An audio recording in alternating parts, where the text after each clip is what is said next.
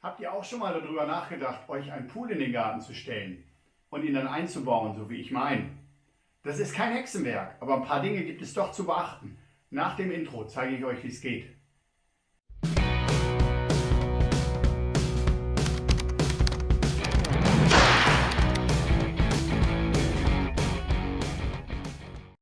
Hallo, erst einmal herzlich willkommen auf dem Kanal Ingos Tipps. Ihr seht es schon, heute geht es mal nicht um Holzwerkstatt, heute geht es um Pool. Ich habe mir 2013, also vor 6 Jahren, habe ich mir diesen Pool, den ihr im Hintergrund seht, in den Garten gebaut. Nehmt das Abo nicht gleich raus, nur weil ihr euch nicht für einen Pool interessiert. Ich mache auch wieder in der Werkstatt weiter, aber dieser Kanal muss einfach wachsen. Ich brauche auch ein paar andere Themen. Ich kann nicht immer nur Holz klein sägen. Ja, also machen wir heute Pool. 2013, da war ich noch nicht auf YouTube. Ich weiß noch nicht mal, ob ich eine vernünftige Videokamera hatte zu der Zeit. Ich habe aber schrecklich viele Bilder gemacht und deswegen kann ich euch trotzdem ganz viel zeigen und auch ganz viel dazu sagen. Also diese Ecke, wo jetzt dieser Pool steht, die ist natürlich nicht ganz so ideal. Ihr seht, es sind relativ viele Büsche und Bäume drumherum. Da ist es von vornherein klar, dass ich einen erhöhten Reinigungsaufwand habe, dass ich öfter ran muss, abkeschern muss oder wie auch immer. Es ist natürlich besser, der Pool steht nicht in der Nähe von so vielen Bäumen und Büschen. Aber mein Grundstück ist jetzt auch nicht unendlich groß, es ist jetzt nicht so ein Riesenteil. Ich wollte das Ding dann auch nicht prominent in der Mitte von den Rasen stellen, wollte den Rasen gerne behalten. Und ich zeige euch jetzt einfach mal, wie das vor dem Pool aussah. So, da seht ihr, da habe ich in einem Anfall von, weiß ich auch nicht, einfach eine Holzterrasse hingebaut, 2 Ebenen. Die Erde ist dort schon ein bisschen abgesenkt, weil dort eine Unterkonstruktion natürlich auch ist und auch eine Kiesbefüllung ist. Das heißt, diese Ecke sieht einfach scheiße aus. Hier geht mir da recht. An der Stelle, wo ihr jetzt die Hängematte seht, da stand im Sommer dann immer so ein Quick-Up-Pool, so ein Ding mit so einem aufblasbaren Rand halt oben. 2,50 Meter Durchmesser. Ja, das war natürlich schon eine kleine Erfrischung, das war auch okay. Und auf der anderen Holzterrasse stand dann im Sommer ein Tisch mit 2 Stühlen, wo sowieso nie jemand gesessen hat. Also eigentlich sehr stiefmütterlich da hinten, einfach nur störend, mittlerweile auch hässlich. Ja, und es fehlte dort, wie gesagt, schon ein bisschen Boden. Das war der ganzen Sache natürlich sehr zuträglich und deswegen habe ich mich entschieden, das kommt weg und da kommt der Pool hin. So, was ihr dort an Holz seht, das sind schon mal 2000 €. Das ist Bankierei mit Bankierei-Unterkonstruktion. Dann kommt der Kies damit zu, da ist also auch einiges an Kies hingelegt, mehrere Kubikmeter und somit auch mehrere Tonnen. Und dann sind da natürlich auch Betonstempel drunter. Ich blende euch mal so ein Bild ein von so einem Stempel. Ihr seht, da ist in der Mitte so ein Loch, da macht man noch ein bisschen Beton rein und dann macht man da diesen, weiß ich nicht, Krähenfuß, diesen Fuß, der halt das Vierkant hält, fest. Dann hatte ich davon noch ein paar zu wenig und dann habe ich noch ein paar Eimer mit Beton voll gegossen. All das ist da jetzt schon drunter. Das habe ich also alles abgebaut und zurückgebaut. Alles getrennt, alles fein säuberlich irgendwo hingelegt und aufgestapelt. Sah dann aus wie auf so einem Bauhof bei mir. Und dann hatte ich da eine nackte Erdfläche. Ja, mein Grundstück war schon komplett eingefriedet, heißt das, glaube ich. Ihr seht links, das ist ein Wall. Dahinter ist die Straße, 2,50 Meter, 3 Meter Wall aufgeschüttet, bepflanzt, vorne alles zu. Bagger wäre bei solch einer Geschichte natürlich total hilfreich, aber es gab keine Möglichkeit, ohne wirklichen Schaden anzurichten, mit einem Bagger auf mein Grundstück zu kommen. Dann musste natürlich die Handarbeit ran. Dann habe ich bei eBay eine Auktion entdeckt. Ich habe mir einen 4 Meter Pool gekauft, also ersteigert, einen Rundbecken-Aufstellpool. 1,20 Meter hoch, 4 Meter Durchmesser. Lag so bei 350, 450 €. Und was habe ich gefeilscht? Und das Wichtigste, was ich euch jetzt erstmal auf den Weg mitgeben muss, der Pool, ob der dann 370 kostet oder 390, das ist sowas von egal, weil die Kosten, die drumherum kommen, die danach kommen, erinnert euch, alleine die Holzterrasse, 2000 €, ihr müsst ja irgendwas umzumachen, die hatte ich ja zum Glück schon. Oberfläche total verhunzt, sah total mistig aus. Habe ich gedreht. Die Seite sah wieder gut aus, war wirklich toll. Aber nichtsdestotrotz, diese 2000 Euro hatte ich gespart, den Kies hatte ich schon, die ganzen Betonanker und diesen ganzen Kram hatte ich schon. Das sind alles Sachen, die kommen oben drauf, und was noch oben drauf kommt, erfahrt ihr in diesem Video. Und jetzt kommen wir zu der wichtigsten Sache, die ihr auf gar keinen Fall vernachlässigen dürft. Das bricht euch sonst euren Zeitplan und euer Geld und alles auseinander. Der Aushub. Nicht die Arbeit, die das macht. Ich habe das übrigens alles alleine gemacht. Den kompletten Pool habe ich zu 98% alleine gebaut. Wo ich Hilfe brauchte, kommt später noch. Aber die Erde muss ja irgendwo hin. Das ist der Wahnsinn, was dabei zusammenkommt. Und wenn ihr 1 Kubikmeter auskoffert, dann lockert ihr den ja auf. Und wenn dieser ausgehobene Kubikmeter, Meter mal Meter mal Meter, in eurem Garten liegt, dann nimmt man Faktor mal 1,1. Das heißt also, ihr habt dann schon 1,1 Kubikmeter im Garten liegen. Das wird also nach dem Ausgraben erstmal mehr.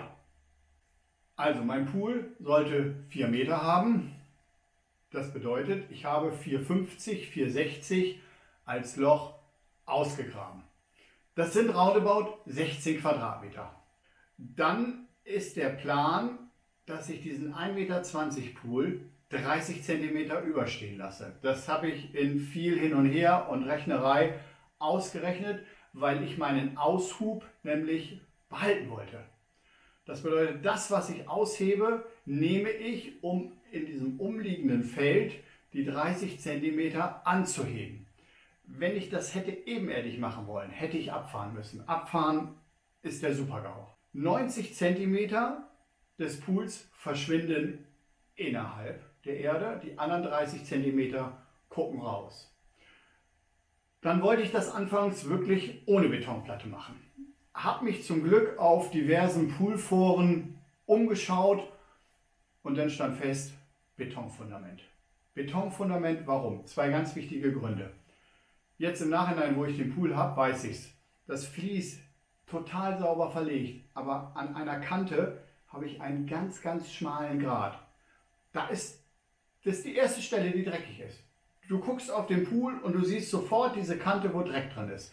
Wenn ihr da keinen festen Untergrund habt, ihr habt da Sand und da ist ein Hacken drin und Tretspuren und was auch immer und jemand springt rein und ihr habt da eine Delle nach der anderen, das ist sofort dreckig. Das ist der absolute Wahnsinn. Lässt sich natürlich auch aus einer Kuhle schlechter rausholen als aus einer geraden Fläche. Aber das Allerwichtigste ist, selbst wenn ihr keine Pflanzen oberflächlich in der Nähe habt, so wachsen doch viele Pflanzen und Bäume auch unterirdisch weiter, über die Jahre. Und es ist sicherlich total ärgerlich, wenn ihr plötzlich einen Wurzelausleger direkt unten beim Pool habt. Oder noch schlimmer, er kommt sogar rein. Ich habe es gelesen, es war mir klar, also eine Betonplatte musste her. Die soll ungefähr 10, 15 cm dick werden. Also noch einmal zu den 90 cm 15 cm zu, also 1,5 Meter musste ich tief runter. Was dann gleichbedeutend ist mit 16,8 Kubikmeter ausgehobener Erde. 16 Quadratmeter mal 1,05 sind 16,8 Kubik. Das könnt ihr in etwa mal 1,8 nehmen. Das heißt, wir reden hier von 30 Tonnen.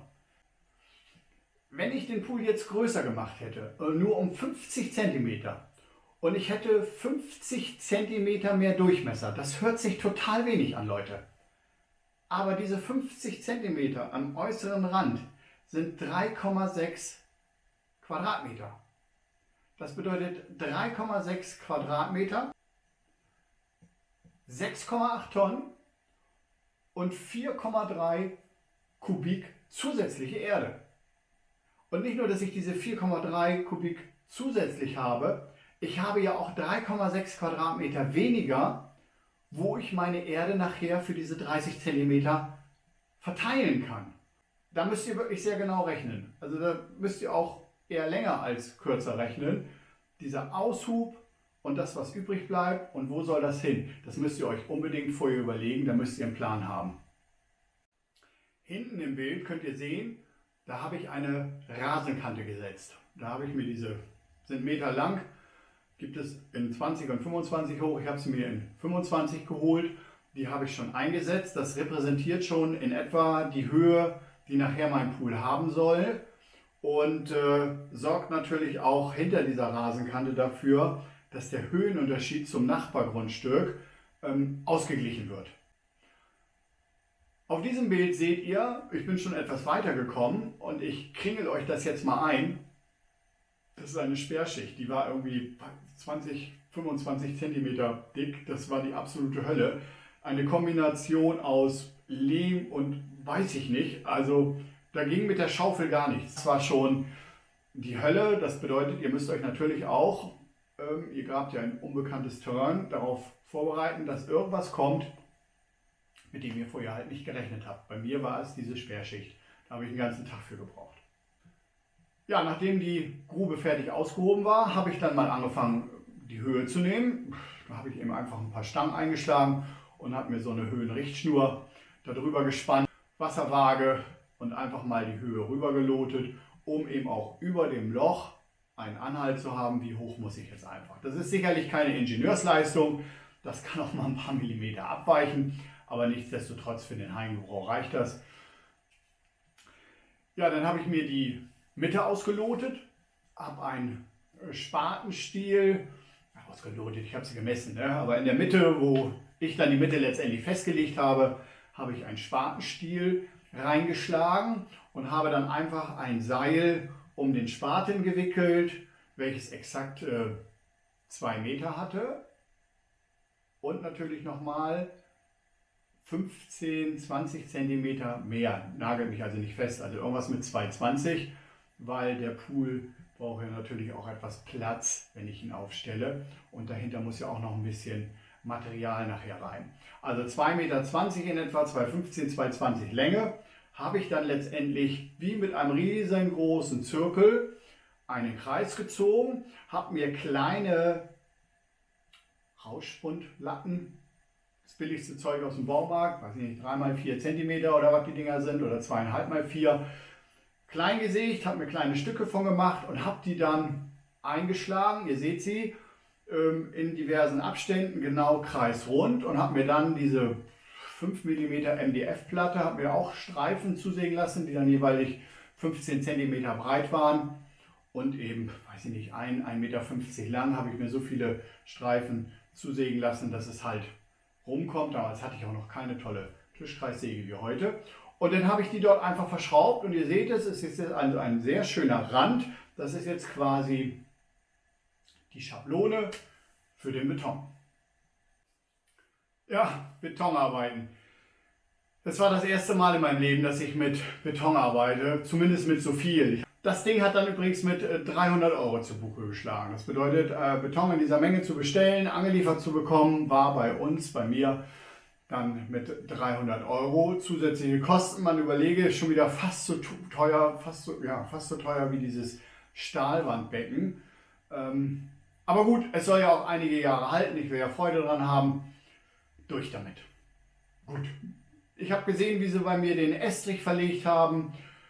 Da kommt dann so eine richtig schöne sämige Masse, da kannst du das schaufeln, da hast du einen richtigen Berg auf der Schaufel. Und dann glätten die das nachher so richtig schön und dann stampfen die das rein und denke ich, kann ich auch, schaffe ich alles. Ja, ihr seht meine selbstgebaute Abziehvorrichtung. Da habe ich in der Mitte einen von meinen Eimern eingegraben und habe eine von diesen Metallstäben drauf gemacht, 2 cm dick. Das ist meine Mitte. Dann habe ich mir ein Rohr genommen und habe dann diese Richtlatte 2 Meter, was ja nicht reichte, verlängert, wie ihr seht, mit Schraubzwingen und Wasserwaage.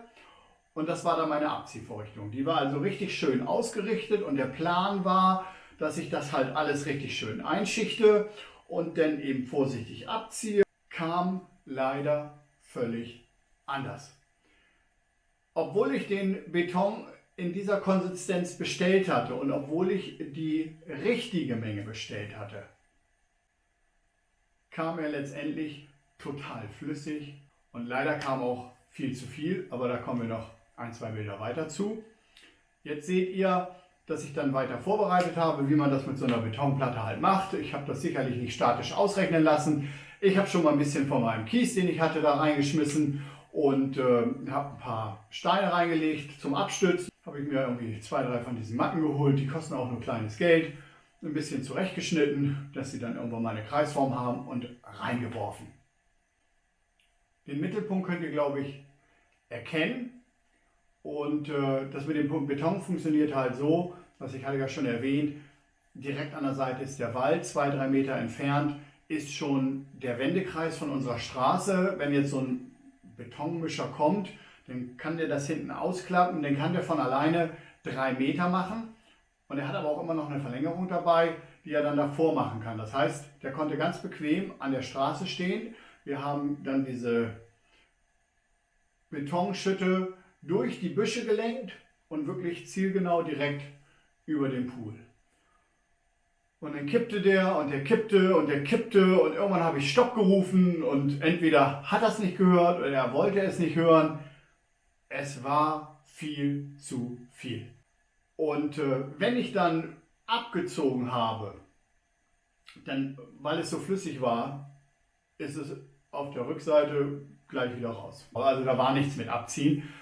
Nichtsdestotrotz habe ich einfach weitergemacht. Ich habe also so lange rausgeschaufelt, bis es mit der Höhe optisch hinkam. Und irgendwann fing es dann an, langsam fester zu werden. Und dann konnte ich tatsächlich ein bisschen abziehen.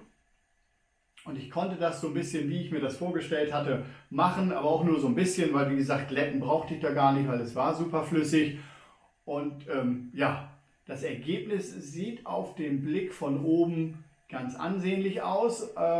Ihr seht auch, dass es komplett rübergegossen ist. Also meine Holzabtrennung, die konnte ich dann zum Schluss nur noch als Höhenlinie nehmen. Sie guckt also raus, das ist also wirklich die Höhenbegrenzung, aber ansonsten, eigentlich sollte dahinter gar kein Beton sein. Jetzt ist das ganze Loch wirklich ausgefüllt mit Beton. Gut, ist jetzt nicht so schlimm, kommt sowieso Erde drüber. Aber leider hat sich mein Rohr während dieser ganzen Geschichte in der Mitte auch etwas angehoben, nicht viel, halber Zentimeter, 7 Millimeter. Und so habe ich mir quasi einen Kegel, ich übertreibe jetzt mal, ich habe mir also einen Kegel zurechtgereimt. Ich hatte also die Mitte war halt etwas höher als die Ränder. Ja, die Lösung liegt auf der Hand. Dafür gibt es natürlich Dinge zu kaufen. Das nennt sich Ausgleichsmasse. Auf den ersten Blick auch gar nicht so teuer. Kostet irgendwie so ein Sack so um die 15 bis 25 Euro. Auf dem zweiten Blick wird es dann aber schon teurer, weil sobald man denen sagt, du willst das Ding draußen anwenden, bist du bei 50 bis, weiß ich nicht, 70 Euro. Ich habe euch das mal unten in der Videobeschreibung verlinkt. Das Zeug ist super. Das ist selbstfließend, man muss es nur ordentlich anrühren. Du kippst es dahin, es macht diese ganze Nivellierarbeit komplett alleine. Aber ich brauchte 3 Säcke, 3x50, 3x60, also irgendwas mit 150, 180 Euro. Hex nochmal eben wieder oben drauf. Tja, wie heißt es so schön, wer über den Hund kommt, kommt über den Schwanz. Dadurch, dass das Ding so sauteuer ist, könnt ihr auf dem Bild sehen, habe ich einen Rand aus Bauschaum mir dahin gespritzt. Einfach nur als Begrenzung, weil auf die letzten 10 cm oder die letzten 12 ist es ja sowieso Schiedegol. Da steht der Pool eh nicht. Da brauche ich auch nicht dann diese teure Ausgleichsmasse hinzugießen. Ja, kostet ein Schweinegeld das Zeug. Das Ergebnis ist überragend geworden. Also besser hätte ich diese Fläche auch nicht selber mit meinem Glätten hinkriegen können. Also vom Ergebnis her bin ich dann froh. Super glatt, super smooth, ganz homogen, komplett in Waage. Also das Zeug ist schon super, aber teuer. Ja, nun konnte der Pool aufgestellt werden. Da habe ich zum ersten Mal einen zweiten Mann gebraucht. Naja, vielleicht gebraucht noch nicht wirklich, aber er ist auf jeden Fall empfehlenswert. Diese Pools lassen sich ganz einfach aufstellen. Da hast du diese Plastikdinger, das sind vorgefertigte Rundungen. Wenn du sie alle zusammengesteckt hast, dann hast du halt einen Kreis in der richtigen Größe. Und da kommt diese Stahlwand rein. Aber es ist eben wie ein großes, langes Stück Papier. Das ist eigentlich erst stabil, wenn die Kreisform geschlossen ist und die Dinger verbunden sind. Aber auf dem Weg dahin ist es schon eine sehr, sehr wabbelige Angelegenheit. Und einmal zu doll gewabbelt hast du auch ein Knick drin. Also da ist wirklich ein zweiter, vielleicht ein dritter Mann empfehlenswert, um das ganze Ding wirklich im Zaum zu halten. Und da ist jetzt auch wieder ein kleiner Knackpunkt beim Pool. Diese Außenwände, die gibt es durchaus in verschiedenen Dicken. Das heißt, wenn ihr wirklich den allergünstigsten Pool findet, da habt ihr vielleicht eine 0,6 mm Außenwand. Ich habe letztendlich eine 0,8er. Es gibt auch noch dicker, aber von 0,8 aus gesehen ist 0,6 ja auch schon mal wieder um volle 25% kleiner. Also da solltet ihr vielleicht ein Augenmerk drauf richten oder zumindest an dieser Stelle jetzt erstmal wissen, Pool ist da nicht gleich Pool, auch wenn das Ding 1,20 mal 4 Meter hat oder was auch immer ihr euch da aussucht, kann es durchaus sein, dass der eine 0,6 hat und der andere hat vielleicht einen Millimeter. Wenn der dann nur einen 50er mehr kostet, dann ist der dickere auf jeden Fall die bessere Wahl. Das sei an dieser Stelle gesagt. Ja, ihr seht auch schon die Ausschnitte für den Skimmer und die Einlaufdüse. Dieser kleine graue Rand an der Seite, das ist Zinkspray. Ich habe sie also alle entgratet und wirklich die Kanten fein schick gemacht. Auch nochmal die Stellen, wo ich den Pool zusammenschraube. Und was ihr nicht seht, das zeige ich euch gleich noch, der Poolscheinwerfer. Ist jetzt nicht so nötig, aber dadurch, dass du den nicht mehr nachbauen kannst, habe ich mich dazu entschieden, mir gleich einen zu holen und ihn gleich mit einzubauen. Dieses Loch habe ich dann definitiv selber gemacht. Auch eine heikle Geschichte, bleibt ja eigentlich nur eine Stichsäge und das wabbelt dann auch schon ganz schön. Da hilft es auch, wenn das jemand hält. Auch dort natürlich wieder entgratet und alles fein schön mit Zinkspray angesprüht. Was ihr auf keinem der Bilder seht, ist, dass natürlich unten auf dem Boden noch etwas draufkommt. Ja, so dünn wie das Zeug ist, kann man hier sicherlich nicht von Isolierung sprechen, aber einen kleinen isolatorischen Effekt hat das sicherlich schon.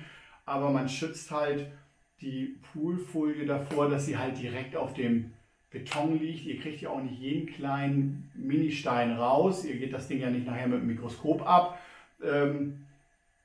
Und es ist dann doch ein kleines bisschen angenehmer. Aber es ist natürlich doch hart. Also man merkt jetzt nicht, dass man irgendwie weich läuft, aber direkt auf dem Beton wäre es sicherlich schlimmer. Da kann man einmal sich Poolvlies kaufen. Poolvlies ist teuer. Könnt ihr auch Teichvlies nehmen. Hat denselben Effekt, macht genau das gleiche, ist günstiger. Könnt ihr überprüfen. Zumindest war es 2013 so. Also Teichvlies ist günstiger als Poolvlies. Ich habe euch das in der Videobeschreibung verlinkt. Auch da gibt es verschiedene Stärken und Dicken. Ich meine, ich habe irgendwie 300 Gramm pro Quadratmeter. Findet ihr in der Videobeschreibung. Kauft ihr euch Poolvlies, legt das ordentlich aus, schneidet das zurecht, legt das aneinander, fixiert das mit Klebeband. Ich habe es ja am Anfang schon erwähnt, so eine kleine, wenn ihr es aneinander legt, kriegt ihr es nicht, ja, vielleicht doch. Bei mir ist so eine kleine Nut, wo eben als erstes der Schmutz reinkommt. Ja, dann kommt die Folie. Kann man auch nicht alleine machen, weil die Folie sitzt auf Spannung. Da muss also gleichzeitig das Ding erstmal ausgebreitet werden, grob. Dann muss es oben eingefasst werden und dann kommt auch von oben wieder das rauf. Das heißt, ihr müsst es überlappen lassen, hinten runter gucken lassen, oben drauf machen und ganz zum Schluss, dann werdet ihr merken, dass ihr zu wenig habt. Dann macht man es wieder ab und macht von vornherein alles eben so ein bisschen mehr auf Spannung, dass man zum Schluss eben ein bisschen mehr hat. Das geht auf gar keinen Fall alleine. Du kriegst für einen so großen Pool die Poolfolie nicht alleine da rein. Also, zweiter Mann. Vielleicht dritter. Ja, außen wird der Pool dann auch mit Styroporplatten ummantelt. Das hat einen isolatorischen Effekt und es schützt natürlich auch wieder die Pool-Außenhaut direkt vor dem, was da noch kommt. Kommen wir gleich noch zu. Und dann seht ihr den Unterwasserscheinwerfer. Hier ist es ganz wichtig, gibt es im Internet auch lustige Bilder drüber. Ihr dürft die jeweiligen Ausschnitte für diese Sachen, wie in diesem Fall jetzt der Poolscheinwerfer und etwas später ja noch die Einlaufdüse oder weitere Einlaufdüsen oder noch mehr Poolscheinwerfer und halt den Skimmer. Ihr dürft diese Ausschnitte wirklich erst machen, wenn das Wasser drin ist und kurz davor ist. Wenn ihr das Feuer macht und ihr macht dann das Wasser rein, dann könnt ihr zusehen, wie euer fertig ausgeschnittenes Loch euch komplett wegläuft. Also lasst das Wasser einlaufen. Hört irgendwie 2-3 cm Feuer aus, dann macht den Ausschnitt und baut den Poolscheinwerfer ein. Von der Rückseite könnt ihr wieder das Zinkspray sehen. Ja, hier seht ihr die Seite, wo dann eben der Skimmer und die Einlaufdüse ist, sind aber noch nicht eingeschnitten. Aber das Wasser ist fast an der Stelle. Also hier sind wir jetzt kurz vor dem Einschnitt der Löcher für Skimmer und Einlaufdüse. Die Außenseite wird jetzt aufgefüllt mit einer Schicht. Ich habe eben diese 15 cm genommen, die ich ja auch an Betonplatte überstehen hatte, mit Magerbeton. Magerbeton, nagelt mich jetzt nicht fest, ich bin ja kein Bauingenieur, aber letztendlich ist Magerbeton eigentlich genau das gleiche wie sonst auch. Das heißt, ihr nehmt Zement und ihr nehmt Sand in diesem Verhältnis. Ich habe, glaube ich, immer 3:1 oder 4:1, das kommt auch nicht so drauf an. Und es ist wirklich nur erdfeucht. Es ist also nicht komplett genässt, sondern es ist einfach nur erdfeucht. Das kommt da rein, das härtet dann im Nachhinein aus. Und dann habe ich darauf geachtet, dass ich natürlich außen immer genauso verfülle wie innen. Das heißt, analog zum Wasserstand, der immer höher wurde, habe ich dann auch außen versucht, in der gleichen Höhe immer mit dem Magerbeton. Aber auch nicht zu doll. Ich wollte halt keinen Druck entstehen lassen. Ich wollte nicht riskieren, dass ich draußen zu viel mache und mir das Ding nach innen einklappt. Und ich wollte auch nicht, dass innen der Druck zu groß wird. Gut, dann kam ich natürlich irgendwann über meine Baugrube. Habe ich mir einfach große Pappestücke vorher besorgt und habe die letztendlich einfach nur reingesteckt, weiter mit Magerbeton verfüllt, dann standen sie irgendwann alleine und dann haben sie letztendlich quasi eine Schablone gebildet. Von außen habe ich dann immer parallel auch wieder ein bisschen Erde gegengeschmissen, damit die Pappe halt hält. So schichtet sich das halt hoch. Das ist im Grunde genommen nichts Schlimmes. Auf diesem Bild ist es jetzt schon ein bisschen vorangegangen. Das heißt, vorne habe ich dann eben die Begrenzungssteine, diese Granitblöcke hingebaut. Die sind auch alles andere als günstig, um nicht zu sagen, die sind wirklich schweineteuer. Da habe ich versucht, so eine Form zu finden, die eben um den Pool herum geht und sich dann auch harmonisch halt in den Garten einfügt. Dann habe ich die Erde weiter aufgefüllt, so viel wie ich hatte bis zur Unterkonstruktion. Dann habe ich den Kies eingefüllt. Vorher habe ich natürlich die Betonstempel und meine Betoneimer ausgerichtet an den richtigen Stellen, wo ich dann auch die Querlattung haben will. Und dann habe ich angefangen, diese Unterkonstruktion schon aufzubauen. Das ist auch Hanebüchen, also es ist schon schwierig, einen Kreis überhaupt mit einzubauen. Aber wenn dann die vordere Kante auch noch nicht gerade und winklig ist, sondern schräg kurvig verläuft, dann ist das schon eine ganz schöne Zibbelei. Aber nichtsdestotrotz, irgendwie hat es dann geklappt. Ich habe auch schon angefangen, wie gesagt, das Holz wieder aufzuschichten, wie ihr seht. Ich habe es umgedreht, hatte ich schon erwähnt. Von unten war es wirklich total toll, fast wie am ersten Tag. Es war wirklich nur die ehemalige Oberseite komplett verhunzt. So, natürlich dürft ihr das Ganze nicht ohne eine Revisionsöffnung bauen. Ihr seht, ich habe hier eine Klappe in meine Holzterrasse gemacht. Die klappe ich einfach mit 2 Scharnieren um. Und hier ist dann auch der Zugang zu meinem Skimmer und zu meiner Einlaufdüse. Da habe ich einfach eine Holzumrahmung geschaffen, bevor ich das Material aufgefüllt habe. Das ist natürlich ganz wichtig, dass ihr da noch Zugang zu habt und immer wieder ran könnt.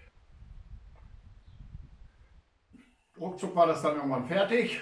Leiter rein, habe ich mir bestellt beim Sonderangebot beim Pool Power Shop. Und jetzt sieht das schon richtig wie ein Pool aus. Die Badesaison 2013 war somit eröffnet. Noch im selben Jahr habe ich mir, ihr seht es hinten liegen, diese aufgerollte Abdeckung. Das ist eine Poolabdeckung, das ist Kunststoff, das ist so ähnlich wie LKW-Plane, denke ich jetzt mal, auch von der Konsistenz her. Und dann sind da 2, 3 Querrollen. Das wird einfach ausgerollt. Das heißt, man zieht es einfach wieder über den Pool und man rollt es dann auf. Da gibt es dann auch so eine Kurbel für, dass man da nicht unten wie so ein Teppich aufrollen, rundkraxeln muss, sondern man macht es dann bequem von der Seite. Kostet auch um die 500 € so ein Teil. War aber dann auch konsequenterweise nötig. Vorteil 1, wenn es im Sommer abgedeckt ist, Licht. Licht fördert Algenwachstum. Wenn der Pool zu ist, kein Licht, kein Algenwachstum. Der Dreck, die Blätter, der Staub, Blütenstaub, alles fällt natürlich nicht in den Pool, solange dieses Ding halt zu ist. Ihr habt ja gesehen, es ist nun sehr bewachsen in dieser Ecke bei mir. Ja, Temperatur, ich denke auch, weil diese Schicht, die dazwischen entsteht, könnte auch ein bisschen zur Isolation beitragen. Nagel mich darauf jetzt nicht fest. Aber der allerwichtigste Punkt, das fällt da halt keiner rein. Ich kann mir vorstellen, dass man nicht mehr glücklich wird und auch nicht mehr baden will in dem Pool, wenn da tatsächlich irgendwann mal ein Nachbarkind drin liegt und es nicht geschafft hat, halt wieder rauszukommen. Oder eben irgendwie ein Kleintier, Katze, Hund, keine Ahnung. Überwinterung kommt auch dazu. Es ist sicherlich besser, einen Pool überwintern zu lassen, wenn er denn dann doch abgedeckt ist. Und somit, ja, auch noch wieder etwas, was ihr mit einplanen müsst. Also Poolabdeckung, egal auf welche Art und Weise. Hinten seht ihr so eine Art Zaun, Sichtschutz. Das ist kein Zaun, das ist kein Sichtschutz, das sind Solarschläuche. Insgesamt 8 Quadratmeter. Das bedeutet, ich habe es für mich 1 Meter hoch gewählt. Ich habe 8 Meter hinten lang und es ist glücklicherweise wirklich genau die Südwestausrichtung. Also die große Fläche ist Süd und wenn es hinten ein bisschen um die Ecke geht, das ist dann West. Ich hole mir also ab Mittag hole ich mir wirklich die Sonne.